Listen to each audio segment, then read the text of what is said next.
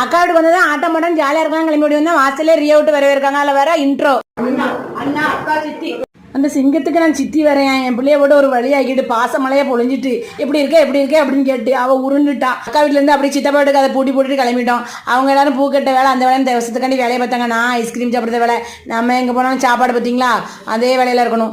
ராத்திரி திரும்பி வந்ததுக்கு கொதறி எடுத்துட்டான். எங்கடா போனீங்கன்னு சேர்ல உட்காந்து அழகா சுத்தி விட்டுக்கிட்டு இருக்கும். நல்லா ட்ரைனிங் கொடுத்துருக்காங்க. காலையில குளிச்சு கிளம்பிட்டு ஊபர் ஆட்டா அந்த ஆட்டான்னு அதுக்கு வெயிட் பண்ணா அதுவும் சேர்ந்து நம்ம கூட சேர்ந்து வெயிட் பண்ணுது. நம்மளால கொதராம விட்டுட்டு நல்லா விளையாடுத வர பார்த்த உடனே. ஆனா அதை பார்த்த உடனே நம்மளும் மிரண்டாரு. எனக்கு சந்தோஷமா இருந்துச்சு பாக்குறதுக்கு.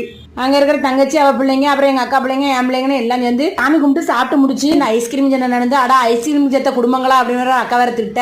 அதெல்லாம் கண்டுக்கிடாம நாங்க பேசாட்டு ஐஸ்கிரீம் அள்ளி எடுத்து சாப்பிட்டோம்.